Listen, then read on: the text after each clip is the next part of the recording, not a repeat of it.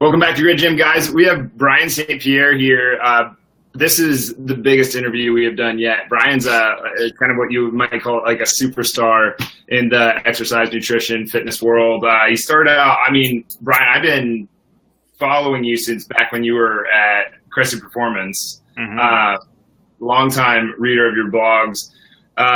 Then he went and worked with John Berardi at Precision Nutrition, which is, I think, where you are now. Right. And really cool stuff. Really, I bought multiple of your products. Very practical, I would call it anyway, very practical information. Awesome at simplifying things down to a standpoint where it's just like, well, yeah, why couldn't anybody do this? This is how it is. Like, it's almost like an unapologetic way of being just like, well, this is how it works. So just go ahead and do it because it's really not all that difficult. But I don't know if I use the word difficult, but not that complicated, right? Yeah, exactly. It might be difficult, but it's not complicated, right? Yeah, we actually say that. We have like signs and stuff up that say that. But anyway, Brian, you want to tell them a little bit about you, your message, or give you a little bit of your backstory? Sure. Yeah. Before it. Yeah, I'm not so sure about the superstar connotation, but I'll take it. Maybe I'm like a fanboy. Maybe I appreciate it nonetheless. So we'll pretend for today that I'm some kind of superstar. I always kind of lead off with I work from home. I'll try not to have my Robert Kelly BBC moment, but my kids are playing outside and downstairs, so they could pop in at any time. So we'll just roll with it. It's pretty cool when you really think about it. So I get to do what I love and still be around my kids when I choose to during the workday, or when I don't choose to. So I always kind of lead off with that, just so everyone's aware. And then in terms of like my background, I actually went to college, University of Maine, as an engineering student. I was an engineering major for 3 years, but I spent more time reading about training and nutrition than doing my actual engineering work. Reading JB's website, before it was even Precision Nutrition, when it was ScienceLink and JohnBerardi.com, reading Alan Aragon on the bodybuilding.com forums. I mean, it dates me, right? You're talking 15 or so years ago. So, but it was cool. I was like 2005 is when all this stuff, really started to become like the internet was like, oh my God, I don't have to wait 2 hours for a PDF to load. Right. You read 4 lines, go do something else, come back, read 4 lines, go do something else.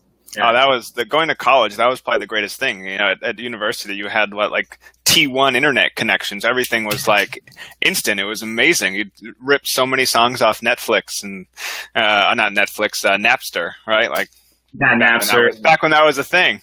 Yeah. So then I eventually switched to nutrition. Did that in 2 years. Got my CSCS. And was fortunate enough to end up interning for Eric Cressy. I mean, it was really right place, right time. It was before Eric even started Cressy. Well, now it's Cressy Sports Performance. He always gets on me about that. It's not Cressy Performance. But back then it was just Cressy Performance. But I just contacted him. It was really because I was playing or looking to play men's league rugby. I played rugby in college. Oh, cool. And a guy who wanted to play on a team basically worked for Boyle. He worked for Mike Boyle. He's like, look, I can't just give you an internship with Boyle, but I highly suggest, reaching out to Eric Cressy if you know who he is. I'm like, yeah, I know who he is. He's from Maine, like me. I read his stuff on T Nation, and so I was like, okay. So I just shot him an email, and he was still working at Excel, and basically just invited me to come down. Long story short, I ended up leaving there, starting Cressy Performance, and I came down and interned, or came down to observe the day that their racks came in from Elite FTS, their squat racks, with no instructions, right? So Pete Dupuis, who's like the business guy there, and I put them together based on a picture. Took us 3 tries to get it right. We'd go back to his computer, look at the picture, come back out into the lifting area. But it was fun. We had a good time, and then they basically just offered me an internship. There was no like application process. It was just the way it worked out, right? And it was putting myself in the right position, but it was also just fortuitous timing. And so then I worked there for 3 years. So I was the first like real intern, first employee. Then I left to do my master's in nutrition, become a registered dietitian, which I had always planned to do and start my own facility, much like Cressy Performance or Cressy Sports Performance in Maine. And invariably, as I was wrapping up my graduate work, PN put out an email saying they were looking to hire a whole bunch of people at the time. They're looking to hire like 5 or 6 positions or something. One of them being a lean eating coach. And so I was like, if I'm going to work for anybody else in this field, it would be JB, right? Whose work right, whose work inspired me and got me into this in many ways in the first place. So I applied, and I was fortunate. Out of there was 300 people who applied for that position. They took 2 of us, myself and another guy. So yeah, that kind of led me to where I am today. I've been at PN for a little over 5 years. I'm the director of performance nutrition now at PN. I wear a lot of different hats. But so that's probably a long-winded version of the story, probably longer than you were looking for. But that's me. That's where I came from, man.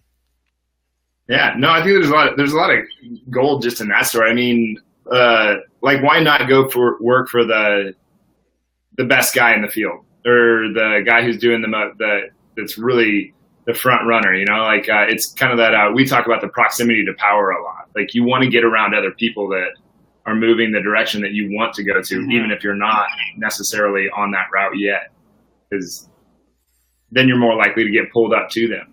Right. And the way I looked at it was, if I didn't get it, I would just do what I was going to do anyway. But I also looked at it as the way PN is structured, I can help significantly more people working for PN, hopefully bringing a valuable perspective or insight than I could have just on my own. And so just because I can leverage all the other assets that they have, the administrative team, I wouldn't have to be a one-man show. And so I could spend a lot more of my time doing what I do best, coaching, educating, writing, right? And so it really allowed me to leverage my skills, and it therefore allowed me to hopefully bring a practical, as you put it, perspective to a lot more people. Yeah. So it was a win-win opportunity, and it's really worked out well. No, that's one of the things that I kind of wish. I don't regret doing it the way that I did it, but I went out and just started my own spot instead of going and working for Eric Cressy and looking back, it would have been tremendously valuable. I had basically no relationships. I had no possessions. I had, what I mean? And I could have just left and gone anywhere, but I was like, I don't have anything, so I can't move. It's that's the perfect time to do it, looking back. Well, at the same time, there are pros and cons, right? So now you've learned a lot of hard lessons and probably developed a lot of skills that you might not have necessarily otherwise. So yeah. So that's why I say I don't regret it, but at the same time, there's value in going and doing that kind of stuff. Oh, absolutely. You wrote an article recently that, it was I read it and I was like, this is going into our curriculum for new hires, immediately. It was just this is the calorie in, calorie out, or calorie is just a calorie. I don't remember what the title was. But that's something that's really being thrown around out there in kind of the nutrition world right now. Some people are you could drink Coca-Cola all day long and still lose weight as long as it is underneath your macronutrients. And some people are you don't need to look at it at all. You could eat whatever you want as long as it's keto, right? Yeah, as long as it's paleo, as long as it's vegan, as long as it's whatever these the new hot topic thing is. And but can you kind of I don't know what even inspired you to? Did you get? Is that a question you get on a just everyday basis? I don't know about an everyday basis, but it's certainly something I go out and present probably about once a month. Travel and present to different fitness professionals, either privately or big public seminars and conferences. So I'm always interacting, and one of my main jobs at PN these days is I basically oversee our Facebook group for certification students and graduates. And so we've got closing in on 12,000 people in there, and so we get a lot of questions, right? A lot of activity, and what's one of the things that comes up a lot, or comments or posts. That's an insane number. Yeah. So it's really cool. That's awesome. Yeah, and there's a lot of activity. We do a lot of proactive stuff, but that's something that invariably comes up a lot. Is the calorie in, calorie out theory is outdated and it's incorrect, and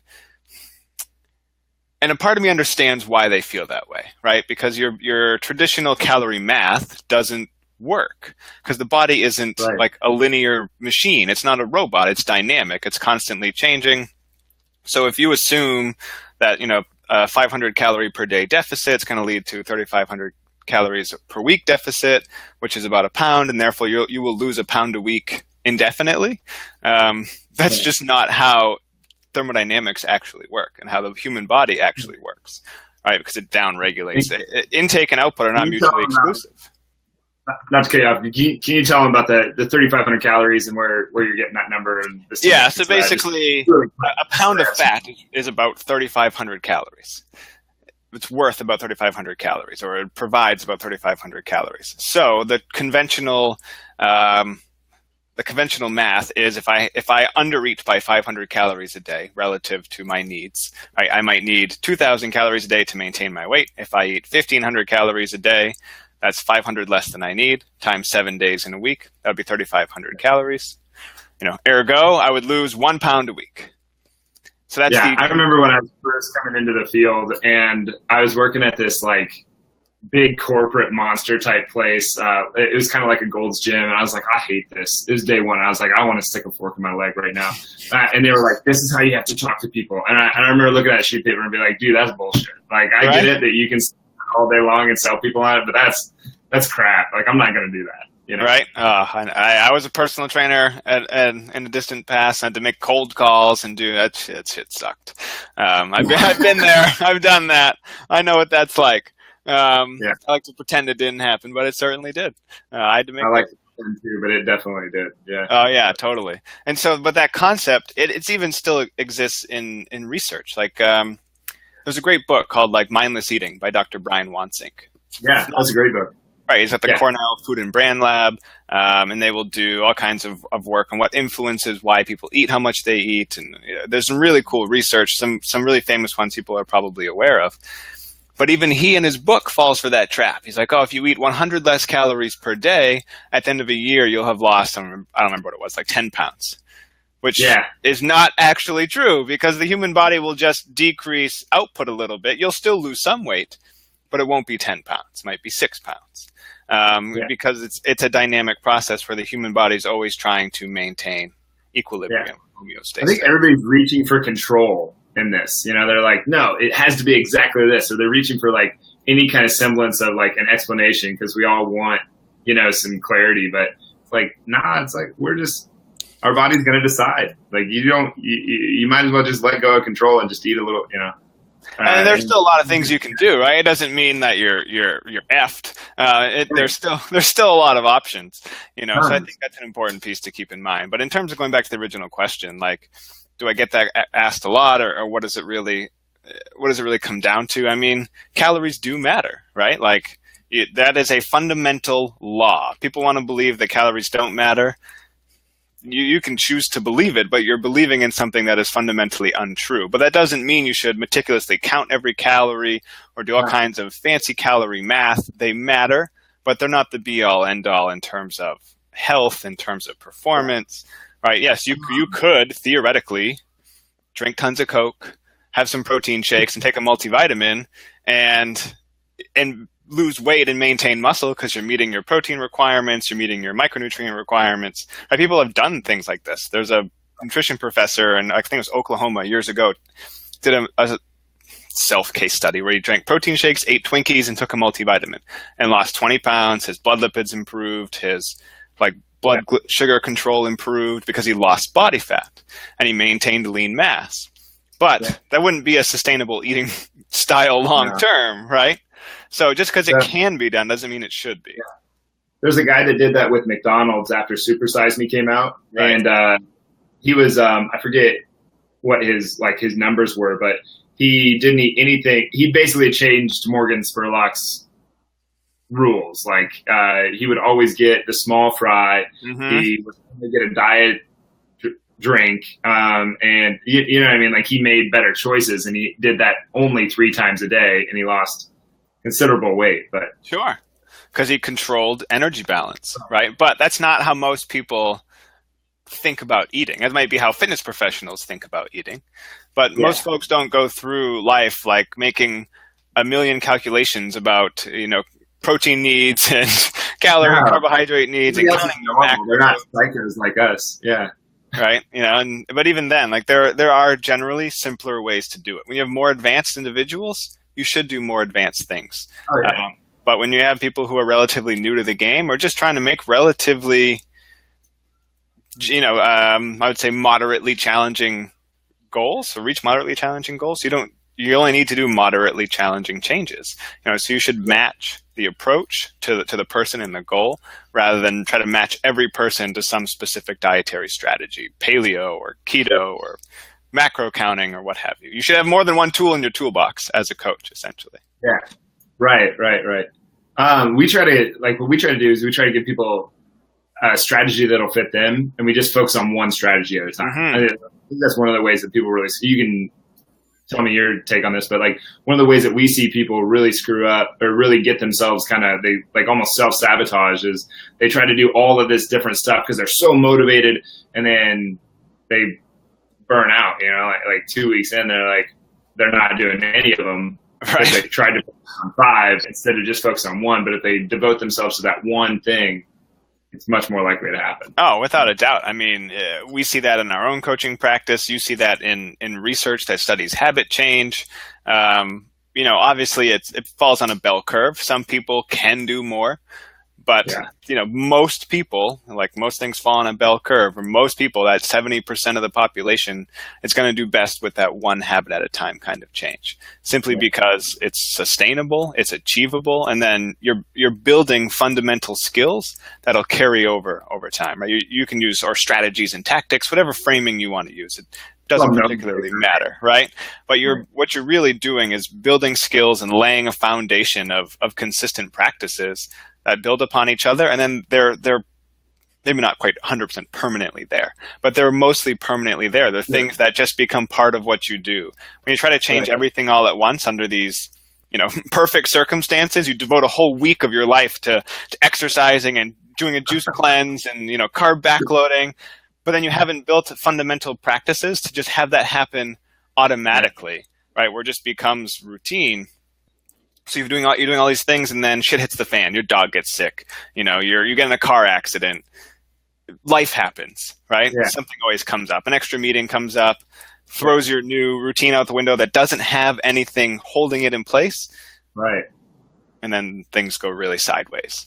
Yeah, you just gave yourself another thing to be stressed over that led to more stress, and you're just practicing. Then you feel guilty for not doing all 5 of those things, and then it just starts. But it happens. It's not to put people down. It's to realize that is a normal human response. When you try to change that many things at once and stuff goes sideways, then you feel guilty, and that is how the human psyche usually works. Right? That's not because you're weak or it's normal. They didn't even necessarily really they didn't do anything wrong. Like that's not like right or wrong isn't even in this scenario. It's like, well, like, did you make an error? Like, okay, what are we going to learn from this? Not, you better shame yourself and guilt yourself. And I failed. You feel real bad about this. Where's the lesson there? Mm-hmm. Mm-hmm. Yeah. So we at PN in particular, we're big fans of the one habit at a time. It can feel slow, but in reality, once those habits start building on top of each other, man, then momentum really starts to accelerate. And not only are you making progress as fast as the people who in the beginning changed things a lot at once, you've now been doing it over time when they may or may not have had that continuation. Yeah. So, it's not perfect. There's no one model that's perfect for everybody, right? It's just a model. So you shape your coaching practice to the particular client. But for the most part, for most people in our experience, that is generally the way to go. How do you help people? Because it's hard when you don't see, like, for them that are going through this, they're trying to make these big changes. They're trying to take off whether it's 20 pounds or 100 pounds. And they don't see that upfront success, and it's all like, oh, it's coming. Oh, it's coming. How do you keep them? I don't want to use the word motivated, but how do you keep them focused? Engaged. Yes. Yeah, it's tricky, right? Sometimes because, you look at, going back to research, it does show when people make some immediate progress, they're much more likely to stick with it and be consistent. And we know that consistency is the only thing that leads to long-term success. So when people aren't seeing the initial goals they're hoping for, like outcome goals, weight loss, or what have you. Well, one of the things I always try to do is, well, let's look at some other markers of progress. Like, we do body measurements, or if you have like a bioelectrical impedance scale, that'll actually show you changes in body composition, even though those can be tricky. But even just how your clothes are fitting. There can be other... Go ahead. Right, those are really interesting. Just like you can jump on one of those and then go have a meal and come back and you're a different, Oh yeah, well it's because the way they work on water. But if you do them at consistent times, right. They may not be super accurate, but they can usually give you a good idea of trends over time. Yeah, as long as they're precise. Exactly. Yeah. So anyway, I totally cut you off there. So basically, I mean, one of the things that we looked at, are there other markers that are moving? Maybe the scale's not, but the scale's not always reflective of what's going on. You can be losing body fat, but for some reason retaining water. If you're a female going through your menstrual cycle, that affects water retention, right? A great story I always tell, I always go on tangents and tell stories, but a great story I always tell is a good friend of mine, a high school hockey teammate of mine, actually introduced my wife and I. He played in the NHL. He got like a cup of coffee in the NHL, played like 10 games. Oh, cool. And he was always a bigger guy. What's that? I said that's pretty cool. I mean, yeah, no, he was a significantly better hockey player than I was. But he played in like 10 games, and he was always on the cusp of like getting called up or getting sent down, or he'd get called up and then not dress. Regardless, he was a bigger guy, right? He was like 6'1", 6'2", 220, and they wanted him. He was with the Rangers. They wanted him to stay below 220. So he was working with a guy on his nutrition. He was eating lower carb to help him keep his weight down. But the guy would tell him, once in a while you want to go out, get sushi with the guys, or do whatever. No big deal. So long story short, he goes out and gets sushi.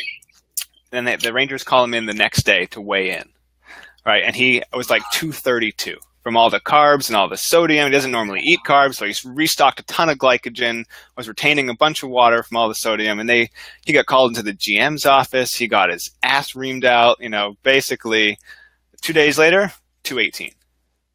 So it didn't actually change his bodily tissue, right? It just changed his scale weight. And that just shows the power of water retention. And so oftentimes one of the things we look at are other markers changing, right? Waist circumference, is that changing? Because sometimes those can be indicative of things that are happening that the scale's not showing. Now, if that's not changing, it's like, okay, well, let's take a step back and reevaluate some stuff. You tell me you've been doing X, Y, and Z, whatever the habits or strategies were that we chose, and doing them consistently. Show me what that looks like. What does it look like to you? And sometimes there was a miscommunication somewhere along the line. You thought they were doing 1 palm of protein at each meal, and to them 1 palm was like 3 palms, right? So there can be little things like that. Absolutely. Yeah, I'm really glad you're saying a lot of this stuff, because like I think, especially the people at Grit, like they hear it from me over and over, and I think they almost get to a point where they're like, "There he goes again. He's just saying all this crazy shit," But no, even I think even if you're, for certain people, even just looking at actionable steps that they've taken. So even if they're there for 6 weeks and they've seen no change in scale, no change in body, no measurement scale, or no measurements have changed. However, they hadn't gotten off the couch in the previous 6 years, and now they've showed up to work out 5 days per week for the last 6 weeks. To me, I'm calling that a success. You cannot, when they're sitting there shaming themselves, I'm like, you can't sit there and say that you haven't made progress, because you showed up 5 days a week for the last 6 weeks. Right. And I know it hasn't quite led to the results you're looking for. I'm like, but that is coming, because you are here, you're resilient, you're showing up every day. Clearly there might be some things you need to adjust, but you are doing so many of the right things that I think a few small tweaks possibly might just get us there. And sometimes, once in a while you get those clients where it's like, man, shit's just not adding up, right? They're coming in, you really do think they're showing you what they're doing and it looks right. I had a client online. She was a cardiologist, actually, and she was, I think, around 52, 53. I'm going off the top of my head here. And she had been eating low carb and low fat for a while. before coming to see me, right? Which is like a contest prep type of intake. Yeah. And so she comes to see me, and so we upped her intake a little bit to see if it would boost like her performance in the gym and then just help with her being more active throughout the day. She was feeling great. Performance, or wasn't feeling great. She was feeling better. Performance was better. Weight and body composition went nowhere for like 3 months. I mean, just stayed exactly the same. She was sending me food logs. She was eating really well, much more balanced. I had her training too. Her training was good. I'm like, this just isn't adding up. Like something should be changing at some point here. So she went in for some blood work. No sex hormone, like no thyroid function. It was just non-existent. So then she stressed out her body. It was partly probably through menopause, through whatever other things have been going on to shut down her thyroid. Once she got that treated, 10 pounds within the next 2 months. Really? Well, you figure that's one of the ways people say that calories in, calories out doesn't matter. But it does, because hormone levels impact calories out, right? So improving her sex hormone profile, like getting higher testosterone, returning her estrogen levels a little bit, improving her thyroid function, increased metabolic rate, helped keep muscle tissue, helps burn fat tissue. So it actually, all those things do impact calories out. Hormones are not separate from calorie expenditure. Right? Hormones affect calorie expenditure. That's how the system works. So I think people oftentimes conflate those kind of two things, or they believe that they're independent, or it's just eat less, move more is not the same thing as calories in, calories out. Eat less, move more is just part of that. Thanks for saying that. So I think that's one of the areas I see where people are like, oh, that doesn't work. And it's like, well, you're right. Oftentimes it doesn't because of the way it's applied, but there are many other things involved. Right? Just going to the gym for 30 minutes and then sitting down the rest of the day isn't what I would necessarily call moving more, right? Moving more is also like not just physical activity, but NEAT, right? Your non-exercise activity thermogenesis, which is basically a fancy word for fidgeting, pacing, maintaining posture, but it actually can add up to hundreds of extra calories a day. Right. That can be the difference between losing weight or not losing weight. Yeah, that's like if you look around at like big rooms, like anybody watching this, try this next time. The people who are moving the most, that are just kind of like that are shifting their weight and kind of moving their head around the most. Mm-hmm. Notice they will be the thinner, more trim. Like they'll be thinner people. Like just in general, I don't know if that's a call to like start fidgeting and develop some. I'm definitely like the leg shaker. My wife's always like touching my legs. I don't even know I'm doing it. But no, the story I always tell there is my best man at my wedding, my best friend growing up. He was my college roommate. To this day, he is just incredibly lean. Always has been, because he just has boundless energy. He's constantly moving. He eats like a horse, but he's constantly moving, pacing, fidgeting. He's not one to sit still. He doesn't sit still. And I remember coming home from, I don't know, it was like a late night lab or something. It was probably like 8:00 at night. I opened the door. We shared like a 5-person on-campus apartment. I opened the door to our room that we shared, and he's in his underwear, like holding a milk crate full of books, just doing lunges. Granted, you could call that exercise, but it's just, he just had to move. He just had like energy to expend, and he was one of those guys that was pacing, watching a movie, and he's constantly moving body parts. But it helped him. That was the big reason why he stayed so lean.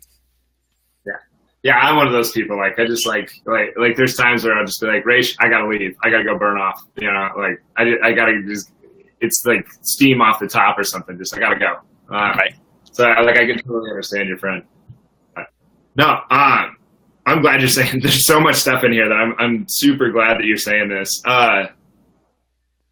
Is there any other, like, I always say that I'm enemies at 1 o'clock, but I never actually get it. But is there anything else that you like? Any big messages, anything, or like for one, like your big message that you want to get across to people, or like the inspiration you had for why you do this, and number two, like where people can follow you or get a hold of you or employ your services. Yeah, in terms of getting a hold of me, or following the work I do, I mean, I would just check out precisionnutrition.com. We got a free blog that I write for. I don't do a lot of work on my personal blog these days because I devote 95% of my time to PN. So definitely just check out the work we do there. You can come across so many free resources, infographics, articles, and video courses, and what have you. It's awesome. Precision, it's a wonder people even hire you guys because you put out so much free stuff. Right. Well, I mean, I think there's for the do-it-yourself crowd, there's a lot of stuff there. But oftentimes, one of the things we know is that accountability is super helpful.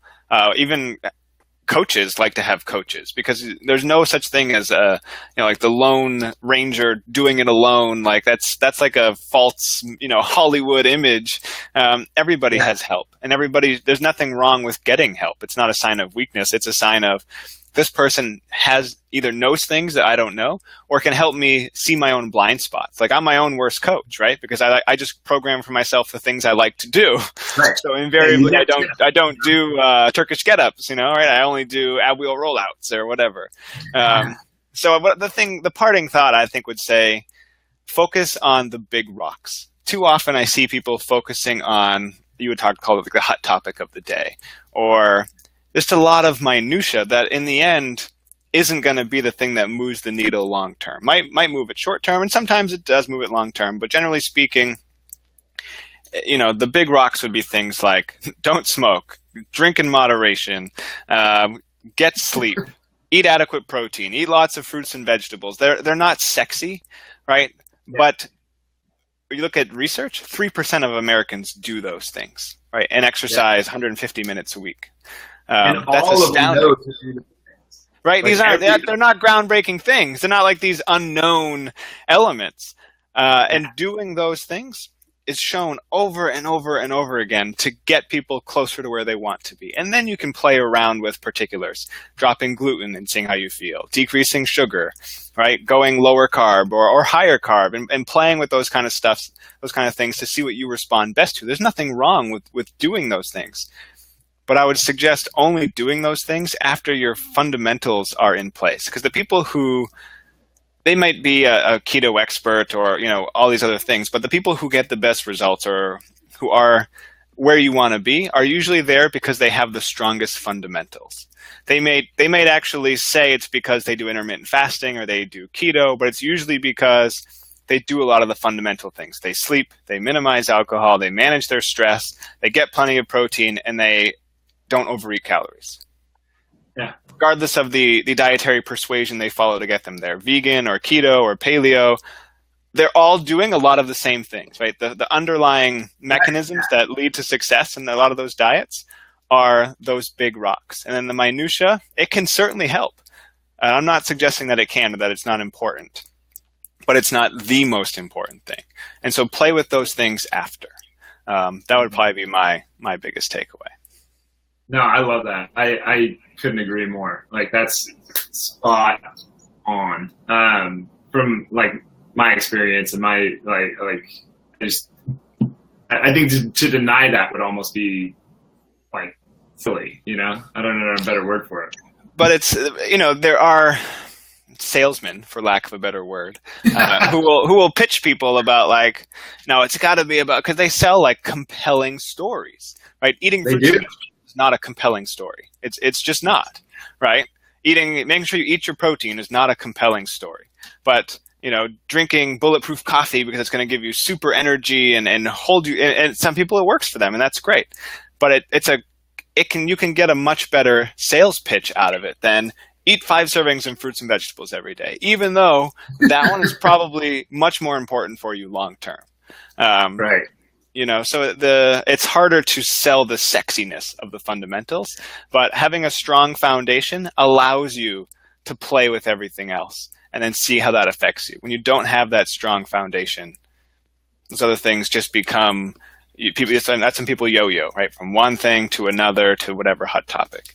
And so that strong foundation, it allows you to see through the bullshit, right? When you have that strong foundation, you get a sense of like, you can spot your BS radar so much stronger when you have that strong foundation in place, because you feel so much more confident in what you're able to do.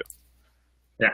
Yeah. And when you start understanding some of this stuff, like you actually get to like have an opinion on it. You know, you get to be like, okay, well, that makes sense, or that doesn't make sense, and this is why. Exactly. But anyway, what are you? So follow you on Precision Nutrition. Do you have any other social media stuff? I know. So it's interesting, right? I now one of my big goals again is managing this Facebook group, but I'm not on Facebook, right? I literally. Really? Well, I mean, I'm on Facebook, but do you ever see me on Facebook? Not much, right? I had like the same Facebook profile picture for like 6 years until my wife was like, "Dude, come on, you got to change it." Because it's just I was on Facebook when it was the Facebook, and it was just college. Yeah. So I was there, and I got sucked into it. And after like 2 years, I was like, "Man, this is just like a life suck for me." And so I would just go down the rabbit hole of like 3 hours of looking at people's pictures, and and then it's become much harder to pull away. Now they've gotten better and better at keeping you engaged. And so I purposely like extricated myself from social media. That was just a personal preference. Then I was kind of asked to do this Facebook role, but I pretty much just live in that group. Because I just view it as another way to interact with fitness professionals as opposed to like being on social media. So no, not particularly. I mean, I have Twitter. I don't really tweet. I mean, once in a blue moon. I basically got rid of all of mine, and then like once we started the gym, I was kind of like, well, now like it's undeniable that you have to do this. Oh, there's no question. If I worked for myself, I would have to do it, right? Because it's how you speak to your audience. Fortunately, we have other people at PN who manage that component. But no, I'm not easy to find on social media. I would say your best bet would be precisionnutrition.com. And then I do, podcasts, and I speak to journalists. I write blog posts, and I present at seminars. So if you kind of keep up with that stuff, keep up with PN stuff, and you'll hear about where I'm doing what or what I've contributed to. That's great. Everybody that's watching this should be on the PN or precisionnutrition.com anyway. It's just a fantastic website. But and I have yet to buy anything from there that I don't think is just outrageously amazing. Like everything that I've ever bought from there, I got back at least tenfold. So that's awesome. It's definitely worth it. Yeah, I'm a big fan. But anyway, I'm only like 11 minutes over. I hope that didn't dig into your day too much. No, it's all good. I'm gonna go eat lunch, but we're good to go. Perfect. But thanks for being here, man. I really appreciate it, and I think our people will too. But anyway. I appreciate it, Adam. It was a good time. Yeah, thanks. We'll end broadcast, guys. Thanks for being here. We'll see you soon. Thanks, guys. And I think we're still on.